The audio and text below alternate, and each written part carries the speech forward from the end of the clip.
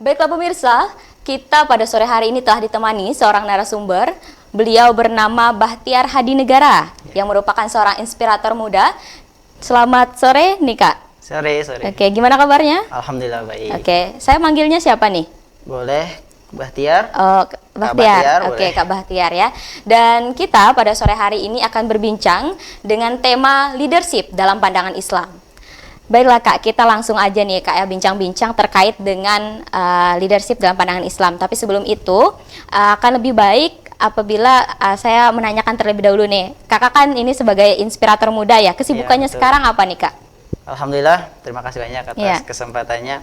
Untuk saat ini kesibukan saya pribadi masih dalam tahap belajar. Nah, belajar, kita masih dalam tahap belajar. Kadang-kadang kita mengisi training, mengisi materi-materi melalui Zoom atau melalui Oke. Google gitu, dan sebagainya. Itu kegiatan-kegiatan kita memberikan inspirasi, memberikan pelajaran dan juga sekaligus belajar bersama-sama seperti itu. Oke. Kakak tergabung dalam sebuah lembaga atau komunitas kah? Untuk saat ini saya masih dalam tahap alumni. Jadi saya alumni dari Tahfiz Leadership. Tahfiz Leadership itu lembaga yang berkecimpung dalam menciptakan pemimpin-pemimpin muda yang hafal Baik, Al-Quran dari Bogor. Dan saat ini saya pulang, saya rencana ingin mendirikan sebuah lembaga yang bernama Inspirator Muda. Oke. Tetapi karena waktu yang terbatas, jadi saat ini Inspirator Muda itu hanya sebagai branding saja. Oke, Branding siap. dan harapannya nanti suatu saat bisa menjadi suatu lembaga. Seperti itu. Siap. Jadi setidaknya direncanakan, diniatkan dulu gitu Ya, kayak, betul dan kedepannya sekali. bisa dikembangkan lagi Betul, seperti itu. Tapi memang kesibukannya sekarang ini ya sebagai inspirator muda gitu ya, Ya, dengan misi-misi yang tadi kakak gitu ya. sebutkan. Kemudian kita berbincang tentang kepemimpinan ya, leadership begitu. Menurut kakak sendiri, dalam pandangan kakak nih ya, apa sih itu kepemimpinan? Mungkin kita bisa klasifikasikan dulu ya, kan kepemimpinan itu bisa dipahami secara umumnya gimana sih, terus juga dalam pandangan Islamnya bagaimana tuh? Baik, terima kasih banyak atas kesempatannya nih. Dalam pandangan saya pribadi, leadership itu adalah sesuatu ilmu yang sangat penting yang harus dimiliki Iya. oleh setiap individu, baik itu anak muda, orang tua, dan apapun profesinya. Iya. Karena pandangan masyarakat hari ini ketika berbicara tentang leadership, orang pasti berpikir itu penting hanya untuk mereka yang cita-citanya pengen jadi presiden, Oke. jadi gubernur, wali kota, dan lain sebagainya. Iya, betul. Sedangkan saya kan hanya seorang guru gitu kan, atau saya hanya mahasiswa, saya hanya tukang becak atau Oke. lain sebagainya. Padahal leadership itu adalah suatu karakter yang sudah melekat pada diri seseorang ketika dia Oke, lahir kan. Begitu juga dengan berkaitan dengan Islam. Islam memandang leadership sebagai suatu karakter yang sudah melekat pada setiap individu. Dalam sebuah hadis dikatakan kullukum ra'in wa kullukum mas'ulun an ra'iyatihi. Iya. Setiap kalian adalah pemimpin dan setiap pemimpin akan dimintai pertanggungjawaban atas kepemimpinannya. Iya. Dan lanjutan dari hadis tadi disebutkan lagi bahwa seorang presiden, seorang pimpinan negara akan diminta pertanggungjawaban atas rakyatnya. Seorang ayah atau seorang kepala rumah tangga akan diminta pertanggungjawaban atas keluarganya, Ya. istri dan juga anak pun akan Anak-anaknya. diminta pertanggungjawaban. Terutama adalah tentang dirinya sendiri. Iya. Setidaknya dalam dirinya sendiri.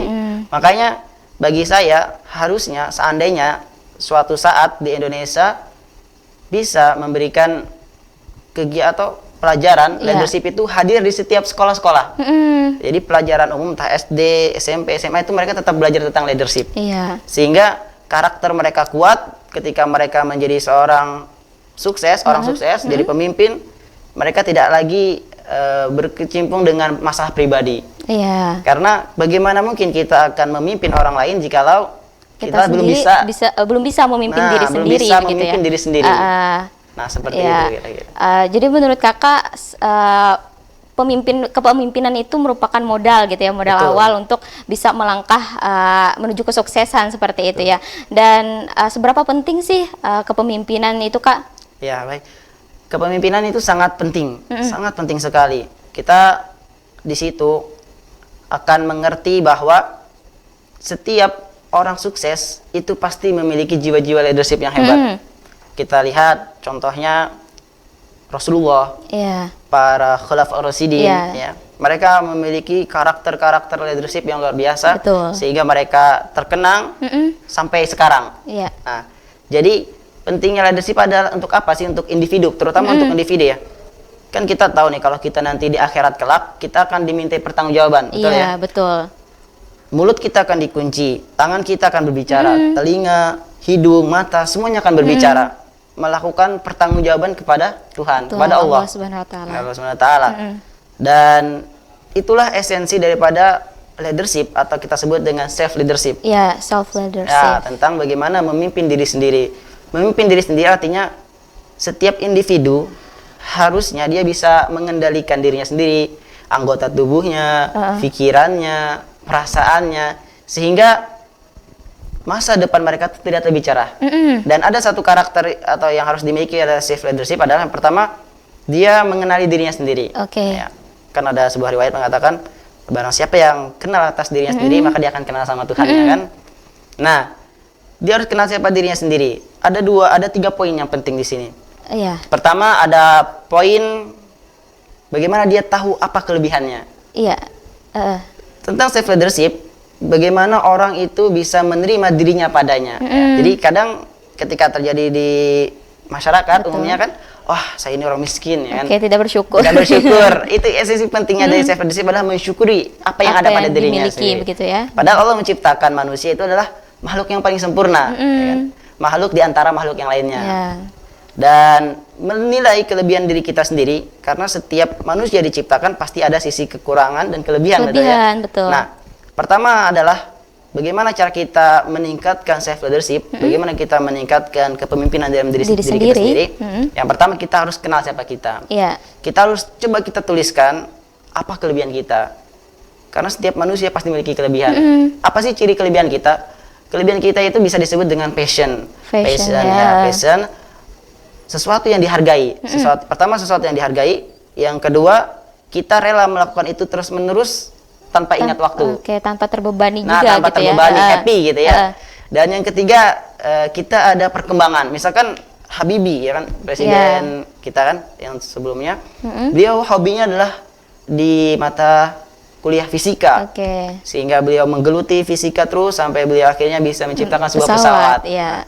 Itu artinya itu passion beliau, kelebihannya beliau. Nah, kita setiap manusia itu punya kelebihan. Coba kita cari kelebihan kita apa. Dari kecil kita punya hobi apa, dan kira-kira kalau kita tekuni, kita happy nggak? Dan ketika kita tekuni, bakal dihargai atau kita akan berkembang. Nah, kalau itu berarti itu adalah passion Anda. Yang kedua, dan itu wajib disyukuri. Betul. Wajib disyukuri. Kedua, kita harus tahu kekurangan kita. Untuk apa kita tahu kekurangan kita? Bukan berarti supaya kita nanti kufur, supaya tidak bersyukur. Tetapi justru dengan kita tahu kekurangan kita tidak akan mudah menghakimi orang lain. Ya kan? Ketika orang lain memiliki kekurangan, kita sadar kita punya kekurangan. Betul ya? Dan dengan tahunya kita kekurangan kita, maka kita akan tahu bagaimana cara menutupi kekurangan kita. Bagaimana cara mengelola kekurangan kita ini menjadi tertutupi atau paling nggak terkurangi. Iya, betul. Ya. Setelah kita tahu kelebihan kita, kekurangan kita apa, lalu yang terakhir, kita harus tahu untuk apa kita diciptakan di dunia. Betul. Tujuan kita di dunia ini apa sih gitu ya? Apa? Dan itulah yang penting. Jika 3 ini ada dalam diri setiap manusia, maka dia pasti menjadi pemuda atau menjadi orang-orang yang bersyukur pertama. Yang kedua, dia akan tahu kemana arah tujuannya. Sehingga dia tidak bilang, aku mau ke sana aja lah, mau ke sini aja lah, ikut temen gitu. Akhirnya nggak jelas. Tidak tentu arah tidak gitu tentu ya. arah seperti itu. Nah, untuk apa tujuan kita di muka bumi? Islam menjawab itu semua. Yang pertama adalah sebagai hamba Allah. Betul. Untuk beribadah kepada Allah. Wa ma khalaqtul jinna wal insa illa liya'budun. Dan tidaklah aku ciptakan jin dan manusia kecuali untuk beribadah kepadaku. Betul. Nah, jadi ibadah di sini pandangan Islam seorang leader. Jadi ketika saya bilang leader, itu artinya kita ya. Kita. Jadi ketika saya bilang pemimpin, itu artinya kita. Siapapun kita. Siapapun kita, mahasiswa, pelajar, presiden, anggota dewan, pejabat, semuanya pemimpin. Nah, jadi ketika saya bilang pemimpin, konteksnya adalah kita. Pemimpin harus memiliki sikap tanggung jawab, berarti kita harus memiliki sikap tanggung jawab. Nah, seperti gitu itu. Kita lanjutkan tadi yang pertama, tugas kita adalah untuk beribadah. Yang kedua, tugas kita adalah sebagai khalifah. Wa idh qala rabbuka lil malaikati inni ja'ilun fil ardi khalifah. sebagai khalifah, sebagai pemimpin. Pemimpin di muka bumi ya. Pemimpin di muka bumi, setidaknya memimpin diri sendiri Iya, gitu ya. betul. Dan yang ketiga, tugas kita di muka bumi adalah untuk mensiarkan Islam. Iya, dakwah Islam. Ya, untuk berdakwah. Nah, dakwah ini bisa melalui lisan, bisa melalui tindakan. Nah, jika kita melihat dakwah Islam itu, terutama dalam konteks leader, itu berkaitan dengan karakter. Iya. Nah, leader adalah orang-orang yang memiliki karakter yang kuat, terutama karakter yang siap melayani, siap memberikan manfaat. Oke. Ya. Karena apa? Orang-orang terkenal sampai sekarang, kita ambil contoh Abu Bakar, Iya. seorang khalifah, bagaimana beliau memimpin Islam saat itu, dan beliau terkenang sampai sekarang. Lalu kita ambil sisi lagi ke seorang ilmuwan. Ilmuwan kita lihat ada Ibnu Sina. Oh iya. Beliau bukan Khulafaur Rasyidin, bukan pemimpin negara, beliau hanyalah seorang ilmuwan.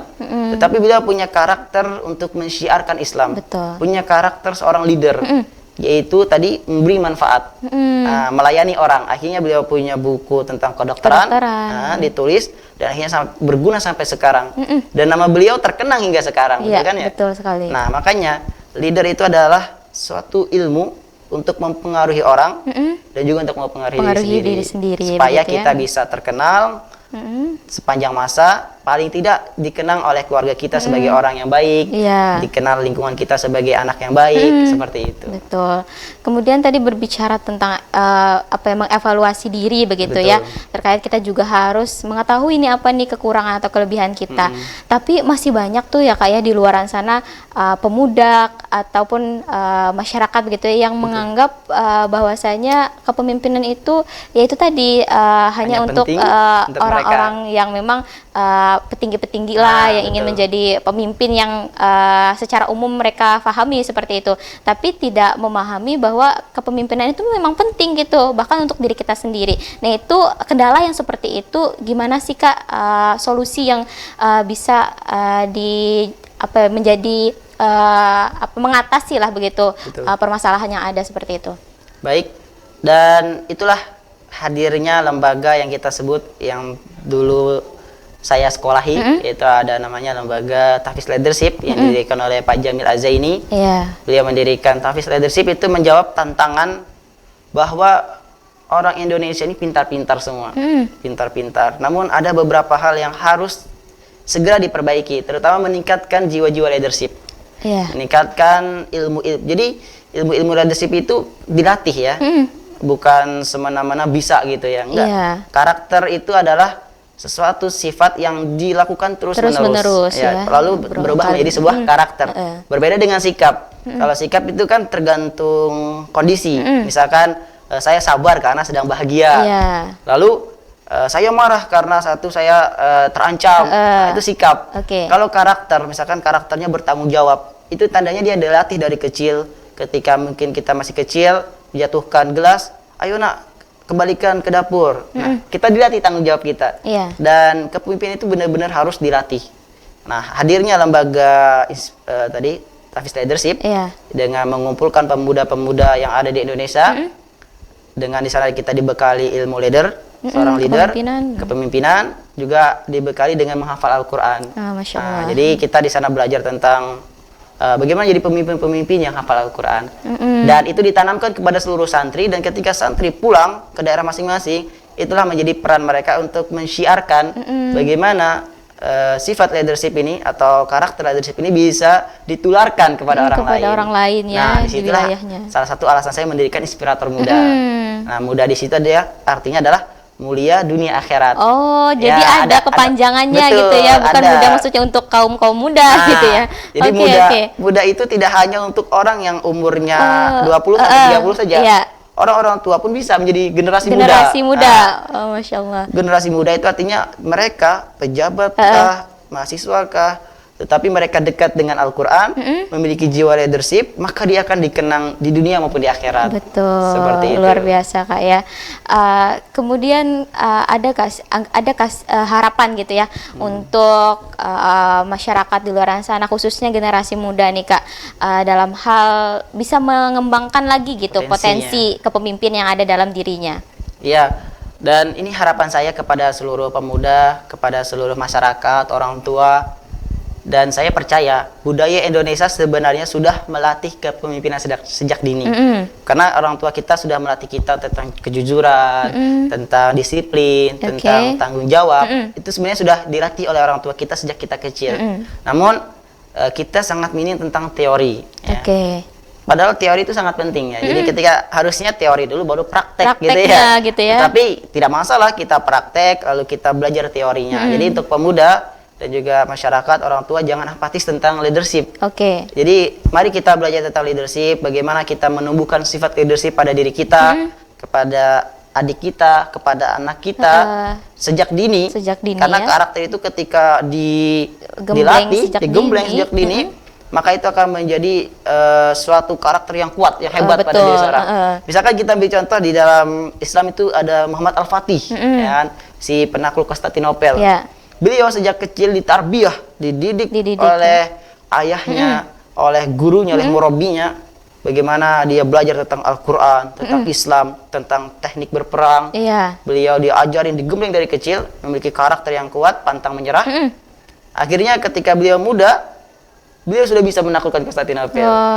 Memiliki karakter pemimpin yang kuat. Dan itu harapannya kita sebagai anak muda, belajarlah leadership. Karena belajar leadership itu mudah, banyak sekali kita lembaga-lembaga yang memfasilitasi atau buku-buku atau video, ya kita bisa belajar dari situ seperti itu. Kalau kakak sendiri tokoh yang menjadi figur ya, yang menginspirasi dalam kepemimpinan itu siapa kak? Ya, untuk saya pribadi figur tentang leader tentu sebagai umat Islam yang pertama Rasulullah Rasulullah dan para sahabat. Dan untuk saat ini tentu melihat kepemimpinan yang ada di dunia, saya pribadi masih belum bisa menilai seberapa jauh kepemimpinan mereka. Tetapi ada nilai-nilai yang bisa kita ambil dari beberapa kepemimpinan yang ada saat ini. Misalkan kalau saya pribadi, saya melihat kepemimpinan Erdogan seperti itu ya, pemimpin Turki dengan keberanian beliau, dengan keilmuan beliau. Jadi leader itu ada 3 hal yang harus dikendalikan. Pertama ada head, pikiran, ada heart, hati, dan juga ada keberanian. Keberanian mengambil keputusan. Jadi seorang pemimpin itu pertama harus cerdas. Harus cerdas, harus tahu segala ilmu tentang kenegaraan, tentang lain sebagainya, tentang dirinya sendiri terutama tadi ya. Dan kedua, dia harus punya hati. Ya memang kita punya hati ya, maksudnya hati kita itu benar-benar dikendalikan. Karena melatih hati itu tidak semudah melatih pikiran. Betul, kita mencari ilmu mudah sekali, kita baca buku, kita belajar, itu mudah. Tetapi kadang hati ini yang susah. Ketika kita lagi ikut kajian, terus ada yang nggak ikut kajian, rugi dia ikut kajian. Julid gitu ya. Karena kita bisa nuntut ilmu, cari apa yang ada di otak, tapi hati kita nggak bisa terkontrol. Padahal yang tadinya nggak ikut kajian, dia bekerja mencari nafkah untuk orang tuanya, untuk untuk keluarganya. Udah seujuan aja ya. Nah, padahal itu juga bernilai ibadah, gitu, bernilai ibadah. Nah, itulah yang saya ingin canangkan dan juga ingin saya dakwahkan, bagaimana memperbaiki hati. Betul. Seperti saya dulu ketika jadi mahasiswa ya, luar biasa, saya termasuk mahasiswa yang sumbu pendek. Jadi ketika ada masalah sedikit marah gitu ya, tapi ini nggak bisa kontrol. Nggak bisa kontrol emosi juga ya. Tetapi ketika di sana kita digembleng selama 8 bulan, kita benar-benar dilatih. Setiap hari kita menerima feedback. Feedback itu kita dapat kritik. Timbal balik. Kamu tuh kayak gini, kamu akan lebih baik jika seperti ini, seperti ini. Nah, seperti itu. Jadi karena dapat feedback itu, kita menjadi lebih tenang, lebih bisa menerima kita padanya, dan juga bisa mengontrol hati seperti itu.